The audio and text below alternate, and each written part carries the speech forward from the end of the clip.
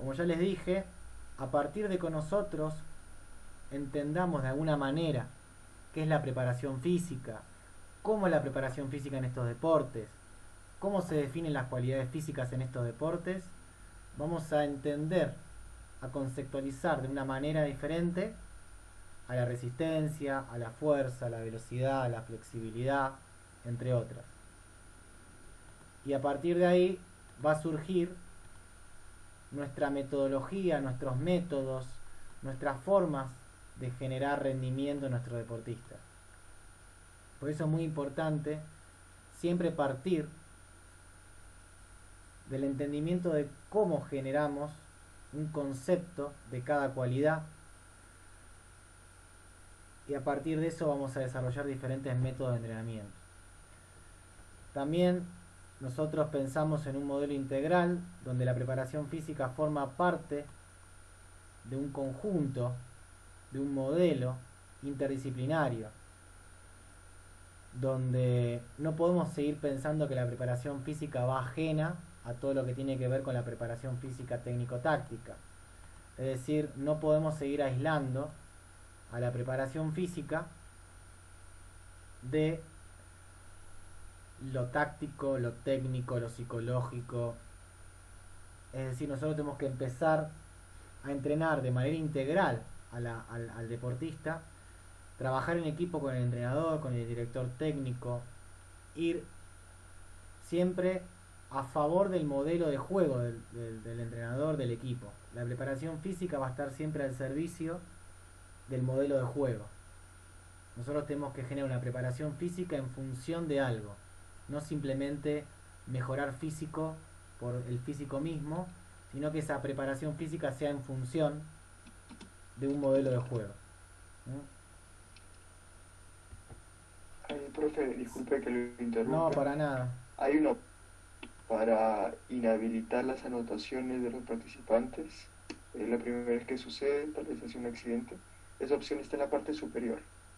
Bien, En la parte superior, en más, me parece, perfecto. Para que se me fue la barra. Sí, más. Sí, más. Compartir, ocultar. hay Inhabilitar anotaciones, me inhabilitar parece. Listo, anotaciones. ya está. No pasa nada. Fue un accidente. Bueno, claro. Sigamos.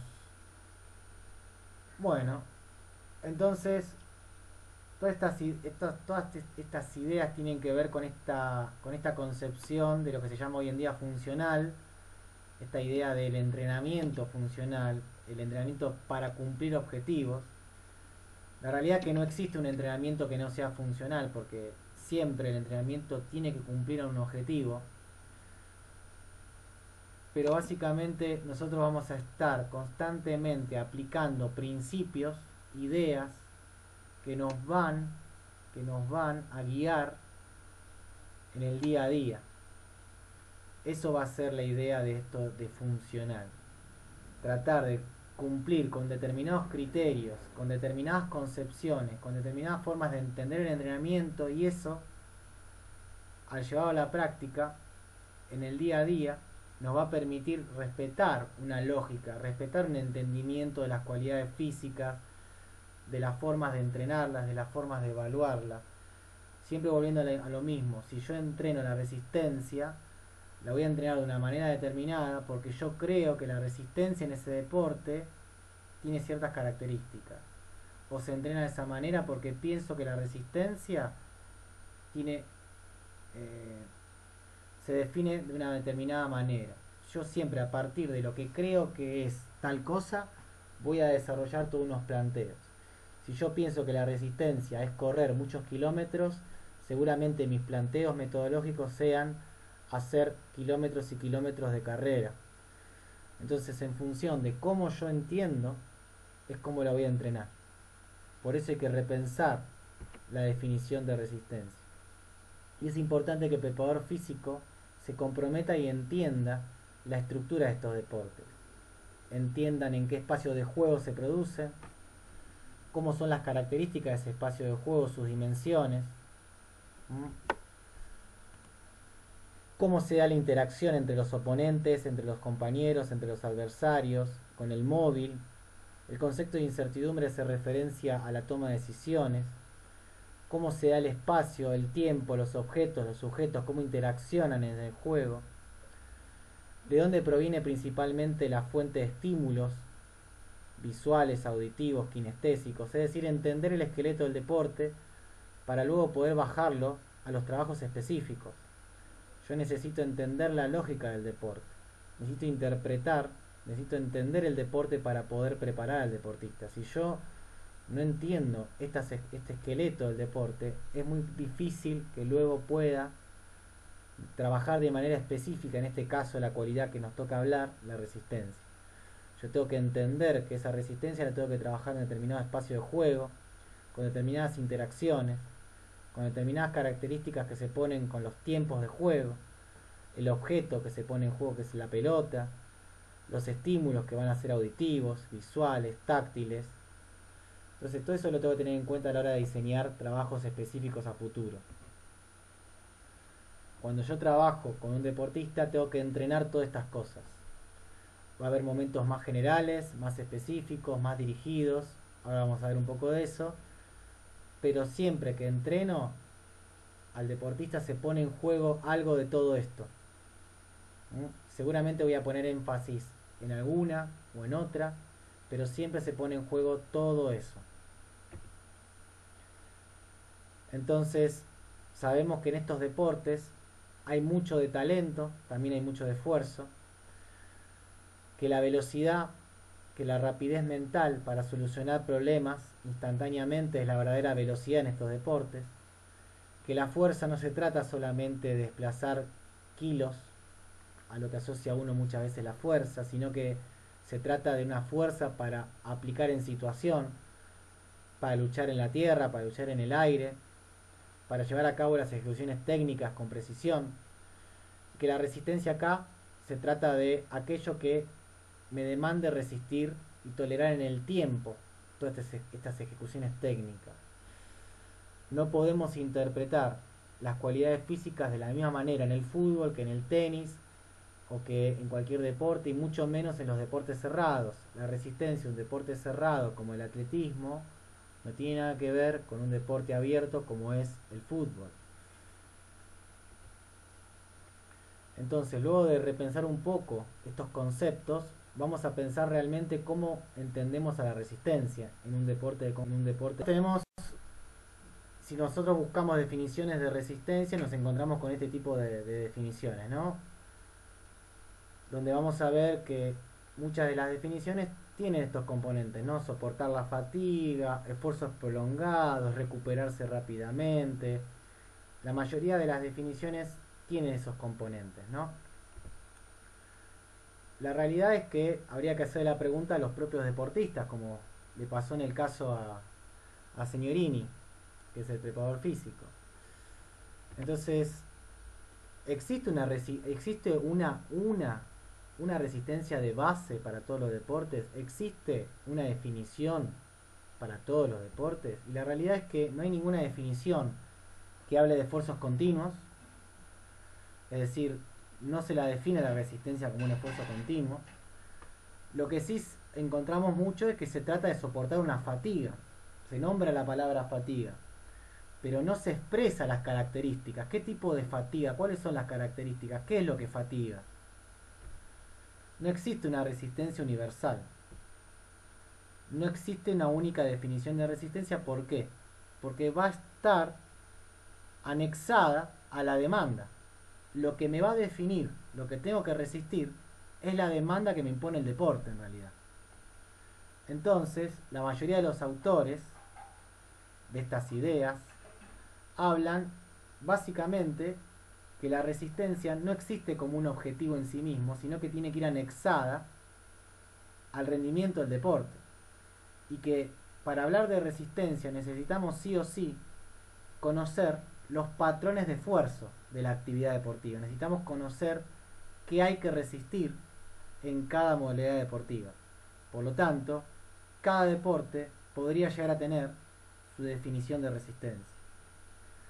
Sabemos que la fatiga depende de muchos factores. Ahí está Maradona haciendo boxeo para entrenar la resistencia.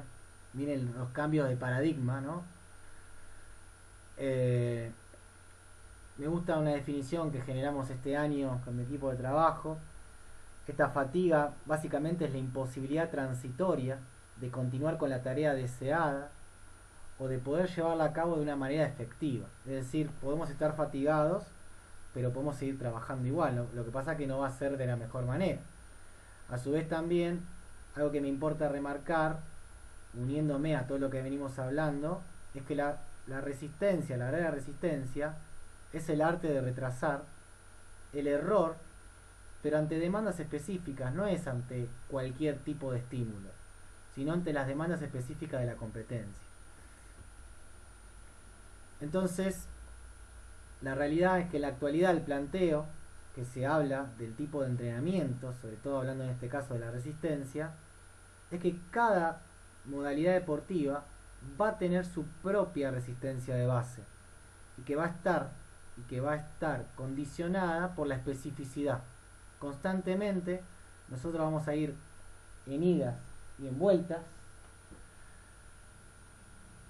a una resistencia de base, pero siempre teniendo como horizonte la especificidad. No existe una resistencia de base para todos los deportes, no existe esa famosa resistencia de base, sino que cada deporte va a tener unos requerimientos de base, pero siempre teniendo en cuenta las demandas específicas de cada modalidad deportiva. Esa resistencia aeróbica, esa resistencia de base, ya se sabe que existen muchos estudios hoy en día que aquellas intensidades que se consideran de intensidades anaeróbicas pueden lograr incluso las mejores adaptaciones aeróbicas. Es decir, que esa división entre aeróbico y anaeróbico hoy en día no queda clara y no existe, sino que es un continuo. Es decir, que con aquellos entrenamientos de alta intensidad repetida en el tiempo, yo puedo lograr las mismas adaptaciones aeróbicas, incluso mejores y más específicas a la demanda deportiva de estos deportes de características intermitentes. Entonces, como les decía, esta base aeróbica tradicional de unida a un alto volumen y baja intensidad hoy en día no va de la mano de la realidad. Y ya sabemos que trabajos de alta intensidad logran mejores adaptaciones y logran adaptar al deportista realmente a intensidades específicas, incluso en menos tiempo, con menor inversión del tiempo, sin perder tanto tiempo en trabajos generales e inespecíficos. Entonces los planteos que hoy tenemos que tener en cuenta es preguntas como ¿qué características tiene la fatiga en mi deporte?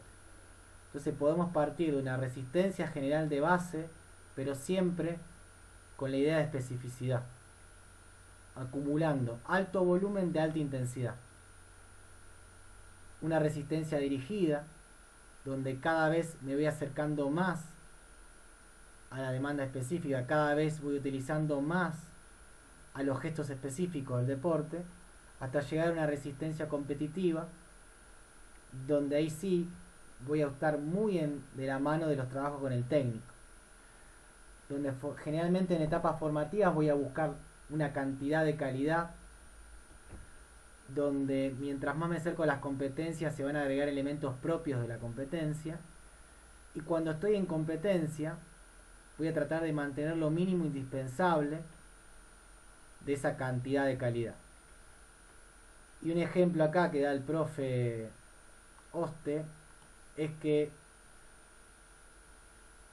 cuando tomamos distancia de la competencia o de los periodos mucho más competitivos, es decir, esa famosa transición, voy a seguir trabajando específico, pero lo que voy a ir cambiando, por ejemplo, podría ser que voy a hacer menos aceleraciones y desaceleraciones, voy a trabajar con menos sprint, pero siempre voy a tener esa base de especificidad, distancias, tiempos, metros, siempre voy a tener esa especificidad rodeándome, siempre voy a tratar de trabajar lo más específico posible a pesar de estar en periodos generales.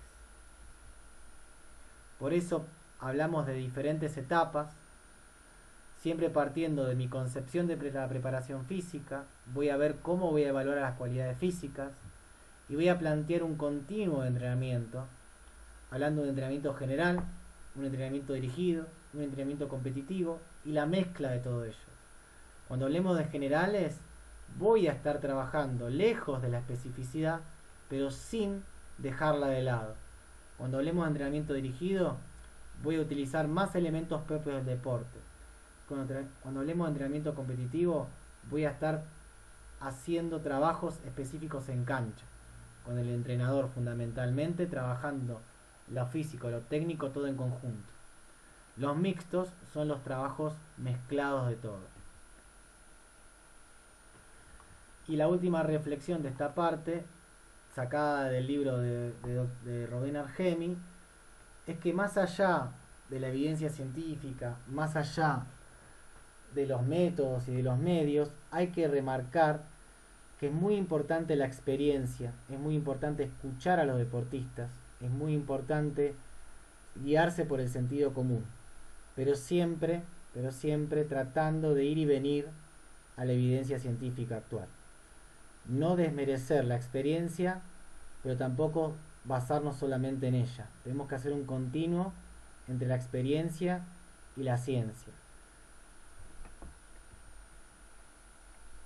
Porque no podemos seguir entrenando la resistencia del siglo XXI con los métodos del siglo pasado. El deporte cambió, pero también el conocimiento. Entonces no podemos seguir basándonos solamente en la experiencia. Tenemos que actualizarnos constantemente y por eso estamos acá. Entonces, para intentar definir el concepto de resistencia para todos los deportes de conjunto y para todos los deportes de situación, esta definición que damos tiene que ver con que la resistencia va a englobar y se va a poder mejorar de diferentes maneras. Porque va a haber un componente físico, pero también va a haber un componente psíquico-cognitivo, es decir, que yo voy a poder mejorar la resistencia específica siendo mejor en el arte de tomar decisiones. Si yo tomo mejores decisiones, voy a llegar antes a la jugada, voy a llegar con menos gasto energético. Si tengo mayor variabilidad motora en mi acervo motor, tengo mayor alternancia motriz, voy a tener más recursos para tomar mejores decisiones. Si tengo capacidad de tomar esas correctas decisiones, voy a gastar menos esfuerzos en cada decisión. También, si yo tengo una riqueza técnica, voy a poder expresar cada vez y muchas más veces la alta y la máxima intensidad, sobre todo en situaciones relevantes. Entonces, la resistencia no es solamente correr o aguantar mucho tiempo un esfuerzo físico, sino que la resistencia se puede retroalimentar en estos deportes de diferentes cosas. Si yo mejoro mi capacidad de cambiar de dirección, si mejoro mi capacidad de aplicar fuerza en la unidad de tiempo, muy probablemente también pueda mantener la calidad en el tiempo y también me haga más resistente. Entonces, salir del encierro de que la resistencia es cuántos metros corrí, sino cómo los corrí, de qué manera los corrí y qué transcurrió en todos esos metros recorridos. Todo termina siendo y se resume en la capacidad de aplicar fuerza con una buena movilidad y estabilidad en el deportista, y podemos hablar de dos grandes orientaciones: de la expresión máxima como velocidad y agilidad, y todo eso que se mantiene en el tiempo. Ahí vamos a estar hablando de resistencia. Hoy más que nada vamos a estar hablando de mantener estas expresiones en el tiempo, pero todo tiene que ver con todo. Entonces, tenemos que conocer el concepto de requerimientos, porque la planificación física se tiene que adaptar a lo que pasa durante la competencia. Las demandas físicas de los deportes de situación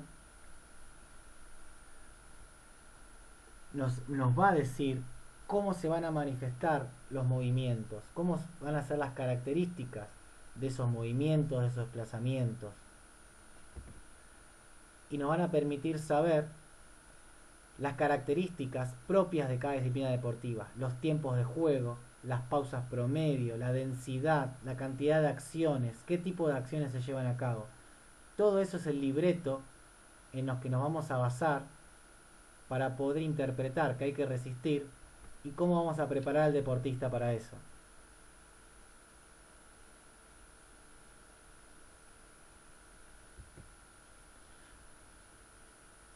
Por eso es importante saber los requerimientos de nuestros deportes. Acá damos unos ejemplos de deportes en general y vemos cómo la mayoría de los deportes de conjunto, estamos hablando de 5.000 a 11.000 metros, que son entre 5 y 11 kilómetros, pero más allá de la cantidad total, lo más importante es cómo son recorridos, de qué manera son recorridos, qué pasa en esos recorridos metros, porque a mí no me interesa el total, sino me interesa la calidad de esos metros recorridos. Cómo fueron sus duraciones, cuáles fueron sus intensidades, qué gestos motores demandaron, qué ciclos de estiramiento-acortamiento, qué ángulos de aplicación de fuerza, cuántos arranques, cuántas frenadas, cuántas aceleraciones. Todo eso es más importante que el cuánto, sino la forma en la que fueron recorridos. Una definición que me gusta es tomada de Casas, que estos deportes se basan en la capacidad de repetir aceleraciones y desaceleraciones durante un juego. Acciones repetitivas, como los cambios de dirección, como las detenciones bruscas, y todo esto se da en variabilidad temporal.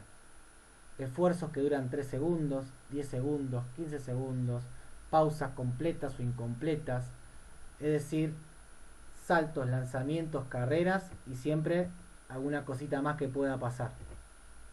Todo eso hay que resistir.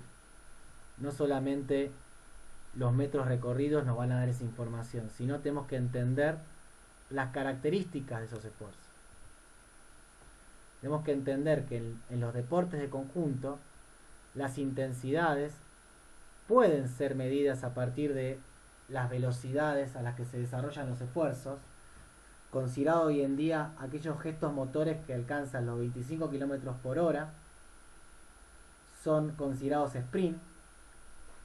Aquellos esfuerzos que están entre 19 y 25 son los considerados las carreras de alta intensidad, y esto va a tener mucho que ver con los esfuerzos que son considerados resistencia en estos deportes, y las carreras de baja intensidad que están por debajo de los 14 km por hora. A partir de esto surgen las diferentes intensidades y métodos que se plantean en la bibliografía actual para poder desarrollar la resistencia. Ahí van a encontrar los trabajos de HIIT cortos, HIIT largos, los trabajos de resistencia sprint acumulados, los interval training y etcétera, que serán temas de otras charlas. Pero a partir de estas intensidades absolutas podemos cuantificar el rendimiento. Pero no solamente el valor absoluto, sino también empezar a entender que para llegar a estos valores hubo aceleraciones y también hubo desaceleraciones, que hoy en día cada vez cobran más importancia en el rendimiento de estos deportes. Es más importante la cantidad de aceleraciones y desaceleraciones que se alcanzan en un deporte como estos, que muchas veces los sprints de estas características no se logran alcanzar porque no hay tiempo ni distancia para alcanzarlo, o cuando lo estoy por alcanzar me aparece alguna intercepción del balón, algún rival que se me cruza o se interpone en mi camino. Entonces tenemos que entender qué puestos deportivos también logran la mayor cantidad de sprint, cuáles son los puestos deportivos que corren la mayor cantidad de metros a alta velocidad. Todo eso es interpretar y saber entrenar la resistencia en estos deportes. ¿Cómo podemos saber lo que hay que resistir? Primero entender que estos deportes hoy en día, el gol estándar, la forma de medir la resistencia y los requerimientos físicos que se utilizan hoy en día es el Time Motion Analysis y los GPS deportivos. Y que la medida hoy en día para cuantificar la mejora del rendimiento de la resistencia es el aumento de la cantidad de metros recorridos a alta intensidad y a intensidad sprint. Y por otro lado, el aumento de la cantidad de aceleraciones y de desaceleraciones que realiza un jugador por partido. Hoy en día, esa es la forma de medir la mejora del rendimiento de la resistencia en estos deportes. Ya el consumo de oxígeno, el famoso test de Cooper u otros, incluso los yo-yo tan famosos, han quedado de lado cuando aparecen estas tecnologías que algunos clubes tienen acceso. ¿Para todos los puestos lo mismo? No. Tenemos que saber que cada puesto tiene su particularidad. Y cuando no tenemos la tecnología podemos recurrir a estadísticas, podemos recurrir a los estudios, a la evidencia científica, que nos dice que en promedio los jugadores en el 2007 corrían 600 metros, más o menos 172 metros, a intensidades de alta intensidad. Y que corrían 200 metros a velocidad sprint. En el 2010 tenemos acá el estudio de Disalvo, que habla de los metros recorridos de intensidad sprint. Ya vemos que hay una tendencia al aumento en cada puesto con respecto a lo que planteaba Rampini en 2007. Esto se grafica también acá en el estudio de Disalvo 2009, que ve cómo a medida que va pasando cada temporada, los deportistas de alto rendimiento, los futbolistas de la Premier League, cada vez a medida que van pasando la temporada, aumentan los metros recorridos a alta intensidad, los metros recorridos a intensidad sprint en este caso. Y que la mayoría de estos esfuerzos se producen en distancias menores a los 10 metros. Es decir, no tiene sentido trabajar con distancias que vayan más allá de los 10 metros. Y esto ocurre en todos los puestos. Y como Jean Rampini en el 2007 nos decía, vemos que la tendencia hasta el 2013 es que cada vez los futbolistas de alto rendimiento recorren sprints, distancias de sprint, cada vez recorren más distancia. Es decir, que hay una tendencia a que el deporte cada vez sea de alta intensidad y de máxima intensidad. Que los deportistas mejoran el rendimiento en la capacidad de poder repetir estas intensidades a lo largo de la competencia.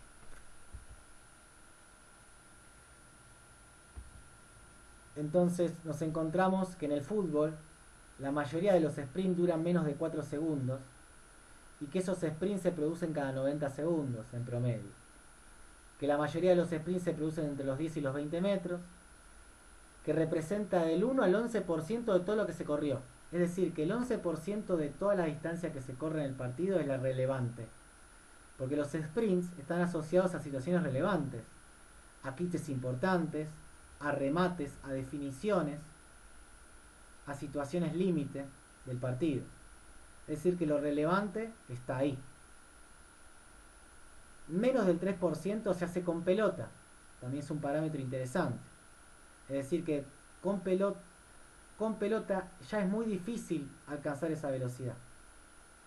Y la cantidad de sprint hoy en día está alrededor de 69-62 en promedio, recorriendo menos de 1000 metros de sprint.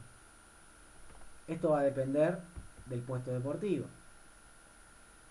Y los esfuerzos de alta intensidad rondan parecido, alrededor de los 4 o 5 segundos, con un poquito de promedio de mayor distancia, y que los esfuerzos rondan entre 40 y 56 segundos la pausa. ¿Por qué es importante saber esto? Porque nos permite saber y diferenciar lo que es un deportista de mediano y alto rendimiento. Digamos acá, si analizamos la distancia de un deportista, futbolista, de nivel internacional y un futbolista de nivel nacional, vemos que la diferencia entre la distancia recorrida no es tan significativa, 5%, es decir, que prácticamente recorren lo mismo, casi 10 kilómetros. Pero ¿qué pasa cuando nos vamos a las situaciones relevantes? donde los deportistas de nivel internacional,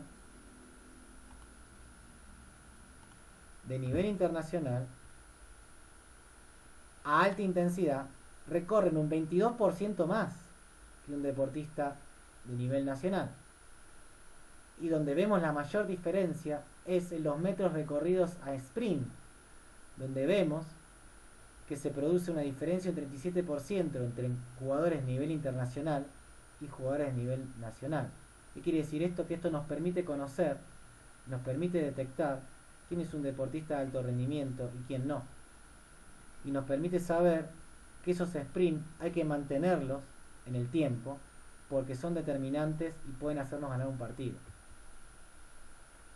Entonces, luego de entender la relevancia de comprender los requerimientos de cada deporte y entender cuáles son las intensidades relevantes, podemos ver cómo podemos evaluar esta resistencia, sabiendo que en estos deportes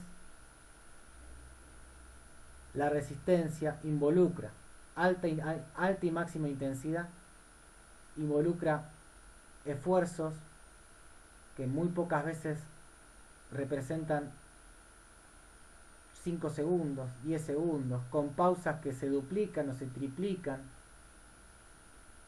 en su duración, que el gesto no siempre es igual, que hay alternancia motora, que encima hay que captar estímulos, hay que tomar decisiones, y esto varía en función de los puestos. Pero si tenemos que hablar de los componentes en común, esfuerzos de alta y máxima intensidad, interrumpidos con pausas variables, donde el gesto motor es variado. Podemos tomar evaluaciones inespecíficas buscando parámetros fisiológicos de laboratorio. Podemos tomar test de campo, que son mucho más específicos, o podemos basarnos en la tecnología. La idea de hoy es darle herramientas de campo, recordando que el Time Motion Analysis es el gol estándar que nos permite validar los test de campo. Es decir, nosotros vamos a saber que un test de campo correlaciona con el rendimiento en cancha gracias a todos los estudios que se hacen con el Time Motion Analysis y los GPS. Uno de los test más conocidos es el Yo-Yo Test Recuperación Intermitente Nivel 1. Te quiero aclarar que el test fue creado para valorar rendimiento intermitente y no para planificar, para prescribir. Es decir, que es un test de control. La velocidad que nos otorga este test no es una velocidad de prescripción. No sirve, como nos han hecho creer mucho tiempo. Incluso el creador Vansgo en su libro lo deja bastante claro. Nos va a permitir diferenciar jugadores de diferentes niveles competitivos, detectar las diferencias entre puestos deportivos y determinar cómo varía el rendimiento deportivo a lo largo de la temporada. Nos va a dar como datos los metros recorridos intermitentes de manera intermitente, y eso correlaciona mucho, tiene un R de 0,77, es decir que si yo mejoro el Yo-Yo Test, explica por lo menos el 77% de la mejora del rendimiento en la cancha, en la competencia. Si yo mejoro el Yo-Yo Test de recuperación intermitente nivel 1, es muy probable que mejore la cantidad de metros recorridos a alta intensidad en un partido y lo pueda cuantificar con el Time Motion Analysis o con los GPS. Pero la velocidad máxima intermitente que me da este test es una velocidad de control, no es una velocidad de prescripción. Entonces, este test me va a permitir medir la capacidad de recuperación de esfuerzos intermitentes de alta intensidad con predominio del metabolismo aeróbico, pero no fue diseñado para prescribir entrenamiento intermitente. El nivel 2 me permite medir lo mismo, pero con mayor demanda de reservas anaeróbicas de velocidad, según el autor Bucheit, Mario Buchet, el creador del 30-15, después lo vamos a ver, pero mide la capacidad de recuperarme de estos esfuerzos, pero con gran porcentaje de reserva anaeróbica de velocidad, que es el término que se utiliza hoy en día.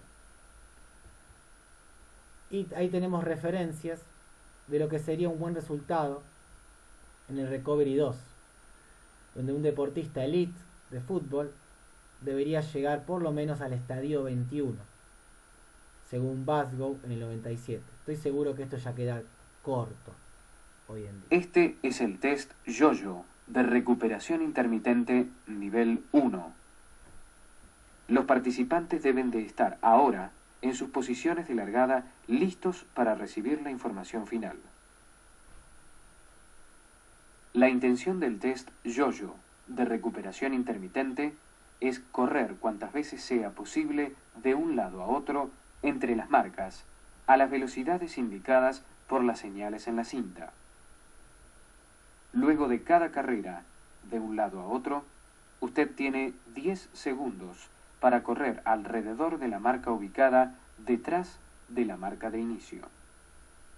Es importante que se detenga completamente en la marca de inicio antes de la siguiente señal. La velocidad de carrera es algo baja al comienzo, pero se incrementa rápidamente mientras el test progresa.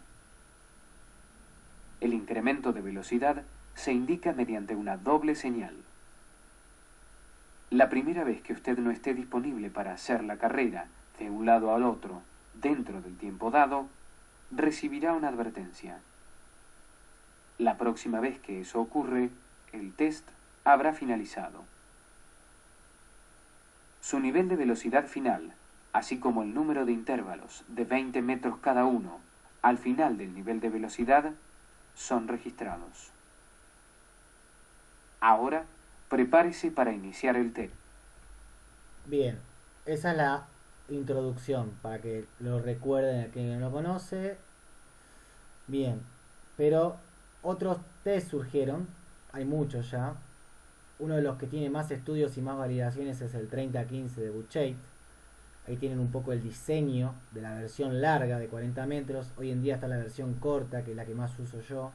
Y este test sí está validado para obtener una velocidad de prescripción. Y es un test que nos da una velocidad final, un estadio final, una velocidad final que representa una intensidad que está por encima de la velocidad aeróbica máxima, que está con un cierto porcentaje de reserva anaeróbica de velocidad, que tiene más correlación con la capacidad de repetir sprint. Es un test que nos va a dar un valor integrado, que va a tratar de representar una intensidad que representa la velocidad intermitente máxima, que es una intensidad mayor a la velocidad aeróbica máxima. También nos va a permitir individualizar el entrenamiento, nos va a permitir conocer el rendimiento intermitente a lo largo de la temporada, ¿no? Y al igual que todo test intermitente, se puede mejorar a través de diferentes variables. Se puede mejorar la resistencia en estos deportes de esta manera, validándola de esta manera, a través de otras cualidades, mejorando la fuerza, mejorando la velocidad, mejorando la agilidad. Es decir, si yo mejoro mi capacidad de change of direction, que es COD, generalmente aparece, que dice ahí COD. Si yo mejoro la capacidad de aplicar fuerza contra el suelo, entre otras cosas, voy a mejorar la resistencia. Si yo mejoro la capacidad de aplicar fuerza en diferentes ángulos articulares, voy a mejorar la resistencia, porque este test y estos test tratan de englobar y valorar el rendimiento intermitente y todo lo que involucra el rendimiento intermitente. El test inicia en 5 segundos. Listo. Comienzo. Velocidad de carrera 8. Esos tests son bit tests. Y como verán acá, ya estos tests, este test, el 3015, ya tiene mucha evidencia, tiene muchas referencias. Vean acá la cantidad de referencias que tienen en deporte masculino. Por ejemplo, vamos a ver si encuentro fútbol. Bueno, ahora no veo alguna mano, pero bueno, vemos acá en hockey, división A, debería llegar a un estadio de por lo menos al nivel cercano a 20. Es decir, tenemos referencias de cada deporte que nos pueden dar un parámetro de qué es bueno y qué es malo, para alcanzar esos requerimientos físicos y después tratar de mantenerlos. También tenemos referencias en mujeres. Otra propuesta que me parece muy interesante es la propuesta de un colega argentino, Gastón Ferrer, con el TBD, que es el test intermitente variable específico para deporte de conjunto, que sigue la misma lógica que el yo-yo, sigue la misma lógica que el 30-15, esta intención de valorar el rendimiento multifactorial de estos deportes. Consiste en carreras de ida y vuelta con variadas pausas, que las micropausas son variables, la intensidad de ida y de vuelta son variadas, hay gestos motores que intentan representar el gasto energético de los gestos deportivos de estos deportes. Y les voy a compartir la introducción, pero para que entiendan cómo se valora la resistencia de una concepción. A partir de entender la resistencia de una determinada manera, yo voy a poder generar test y voy a poder valorarla y voy a poder entrenarla de determinada manera. Este es el TBDEC, test intermitente variable específico para deportes de conjunto, creado por Gastón Ferrer en el 2009. La función principal del test es valorar la resistencia intermitente variable de la forma más específica y fidedignamente posible. El test consiste en recorrer tantas carreras de ida y vuelta entre dos marcas como sea posible. Las marcas, generalmente conos, estarán separadas por 20 metros entre sí. La velocidad de carrera a la que se deberán ajustar perfectamente será marcada por una señal sonora. Dicha velocidad será siempre superior durante el trayecto de ida. En un comienzo la carrera de vuelta será unos 3 segundos más lenta, para que a medida que pasen los niveles, dicha diferencia se llegue a achicar menos de un segundo durante los últimos niveles. Así y todo, deberán comprender que la carrera de vuelta siempre se realizará a una velocidad menor que la de ida. La velocidad en el trayecto de ida, como en el de vuelta, se irá incrementando con el pasar de cada nivel. Luego de cada pasada de 20 metros, los participantes tendrán una micropausa de 3 segundos. Al finalizar la segunda pausa, una vez que se ha vuelto al lugar de salida, sonará una señal indicando la realización de un salto rodillas al pecho, para que a continuación suene nuevamente la señal que indica la nueva partida del siguiente subnivel, exactamente a los 2 segundos del sonido que indicaba la realización del salto. Es por eso que esa pausa en total dura 5 segundos, en la cual está incluido el salto que deberá ejecutarse correctamente durante todo el test. Se dará por concluida la evaluación cuando no se llegue con la señal sonora por segunda vez consecutiva a las marcas, o cuando visible y claramente se deje de realizar adecuadamente el salto de rodillas al pecho. En ese momento, se deberá registrar en la planilla correspondiente el nivel y subnivel alcanzado, los metros intermitentes recorridos y el índice de resistencia intermitente individual que sale en las tablas del cuadernillo técnico del test. Ahora, prepárese para largar. Como vemos, es un test que es bastante multifactorial y que intenta representar la dinámica de los deportes de conjunto. Acá les presento una aplicación que está gratuita, que se la pueden bajar, ahora después se las comparto, que es para prescribir todo este tipo de entrenamiento. Se llama Intermittent Timer 3.0, fue creada por mi equipo de trabajo y está disponible para todos ustedes si la quieren descargar. A partir de esta aplicación pueden diseñar todo este tipo de trabajos basados en este paradigma de la evaluación intermitente. Todos estos pequeños cuadros representan diferentes concepciones de entrenamiento de la resistencia, en un continuo, trabajando circuitos generales, dirigidos y competitivos, y la combinación de todos ellos. Todo esto da para hablar todo un curso entero, que seguramente después les comentaremos cuando se dictará. Pero es importante entender que siempre va a haber una base donde la guía va a ser la especificidad, el libreto va a ser la competencia, las demandas deportivas, donde vamos a ver momentos generales, momentos dirigidos y momentos competitivos.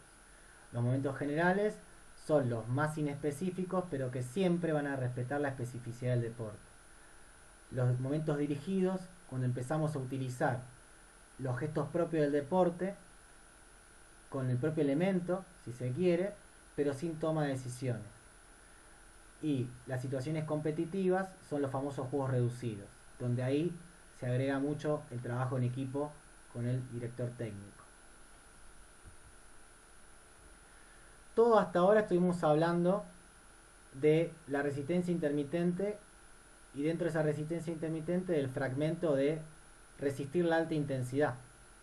Pero también existe la capacidad de repetir la máxima intensidad y la capacidad de resistir la máxima intensidad en el tiempo, que son los sprints.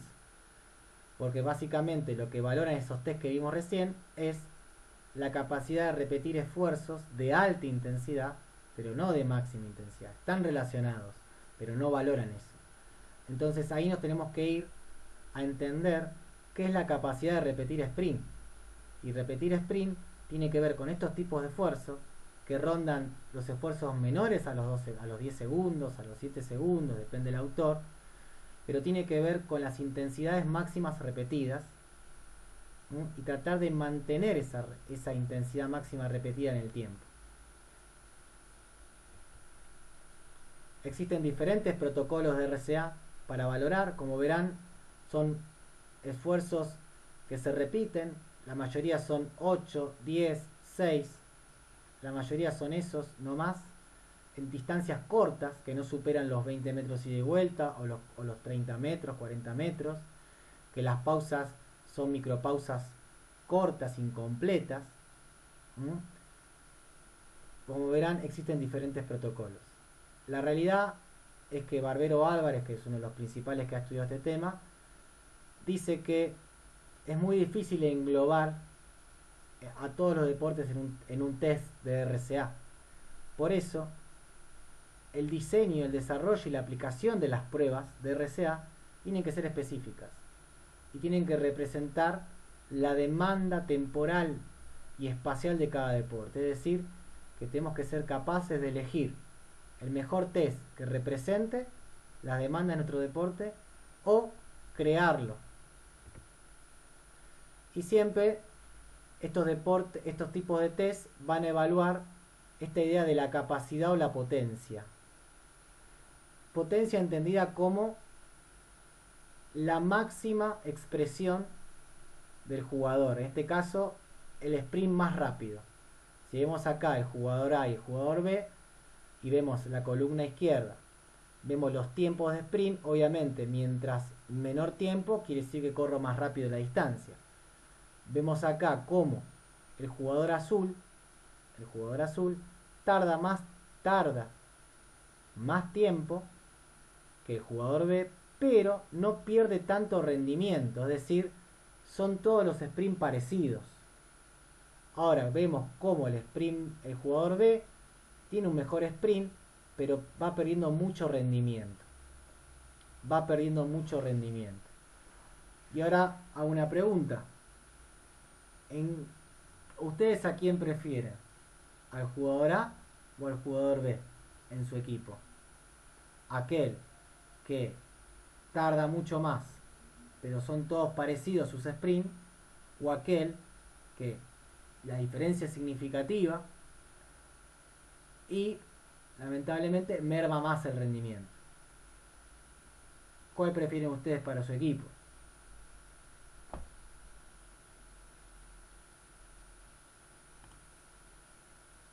A ver si los agarro despiertos.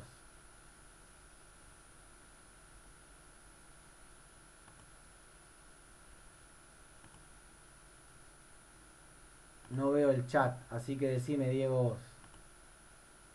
Bueno, profe. Está un poco peleado. Hay 1, 2, 3, 4, 5, 6, 7 votos para la A. Sí. Tenemos 3 votos para B hasta ahora. Bueno. Hay 2 más para B. 7, 4. Va ganando A. 8, 4. Muy bien, me gusta que se jueguen. 9. Bueno, la realidad es que de nada me sirve la capacidad, es decir, que no merme tanto el rendimiento en el A, si en ningún momento es más rápido que B. ¿Se comprende? Es decir, hay como cierto umbral a tener en cuenta de rendimiento. El jugador A aguanta mucho más su rendimiento, pero el jugador B siempre va a llegar antes, a pesar de que merme significativamente su rendimiento. La respuesta más lógica sería que está buenísima que el jugador B no pierda tanto el rendimiento, pero de nada me sirve si en ningún momento es más rápido que B, porque B siempre va a llegar antes. Entonces, una vez que logro cierto parámetro, es decir, logro ciertos requerimientos, yo sé que los sprints en un futbolista tiene que ser de tanta velocidad, bueno, ahí a partir de ese nivel alcanzado, de cierta base, puedo pensar en sostenerlo en el tiempo. Entonces, como conclusión, deberíamos alcanzar determinadas velocidades de sprint y a partir de ahí pensar en sostenerlo en el tiempo. Algunos ejemplos de qué pasa cuando entreno con estas cosas. Acá hay un famoso estudio de Ferrari Bravo del 2008 que hizo un protocolo de RCA, 3 series de 6 sprints. Esos sprints duraban aproximadamente 7 segundos, eran 40 metros, 20 metros ida y vuelta, donde las micropausas eran 20 segundos y las macropausas eran de 4. Lo interesante de la muestra es que fue con jugadores profesionales y jugadores amateur, divididos en 2 grupos, con 2 estímulos semanales durante 7 semanas, durante el periodo competitivo, es otro dato importante. La intensidad es all out, es decir que esos 20 metros y de vuelta se corrían a la máxima intensidad posible, eso es el all out, eso es un sprint. Y se evaluó el yo-yo recovery 1, se evaluó el contramovimiento y el squat y se evaluó un test de RCA. ¿Qué pasó? Este tipo de metodología mejoró variables aeróbicas conocidas como el consumo máximo de oxígeno un 6%, en jugadores que ya tenían un buen consumo, que estaban por encima del 50%, mejoró el tiempo de RCA, es decir, que mejoró la capacidad de repetir sprint, y mejoró el recovery, es decir, mejoró la capacidad de resistir esfuerzos de alta intensidad. Es decir, que un entrenamiento de estas características mejora varias variables físicas del rendimiento.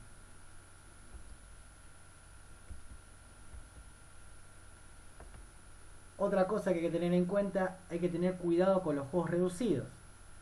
¿Por qué? Porque está bueno integrar, está bueno ese tipo de metodologías, pero siempre tienen que ser complementadas con otro tipo de trabajos más inespecíficos, tratando de ser lo más específico posible, respetando distancias, tiempo, cambios de dirección, etc. Porque los juegos reducidos tienen trampas. Los juegos reducidos, aquellos jugadores que son de menor nivel técnico, no le van a poder sacar mucho trabajo porque no van a poder desarrollar la intensidad que corresponde. Y a su vez los jugadores más experimentados van a poder, con sus recursos de inteligencia táctica y alta calidad técnica, van a poder hacer el famoso regular y probablemente no lleguen a las intensidades necesarias para lograr las adaptaciones buscadas. Entonces tiene que haber una buena dosificación de los trabajos reducidos, pero también tiene que haber un complemento con los trabajos más inespecíficos, como pueden ser los circuitos de encadenamiento de esfuerzos neuromusculares a lo largo del tiempo, con o sin gestos específicos, y también el trabajo de carrera, pero no carreras de 50, de 60, de 170 metros, sino distancias cortas, esfuerzos cortos, a intensidades que represente la competencia, las situaciones más relevantes de la competencia. Y planificarlas, que pueden ser por vueltas, que pueden ser por tiempo total, o que pueden ser por densidad. Va a haber diferentes formas de organizar los entrenamientos, ya sean por pasadas intermitentes, por circuitos intermitentes, por sprints repetidos o por juegos reducidos. les dejo la biografía, les dejo mis contactos, mis formas de contactarme y quedo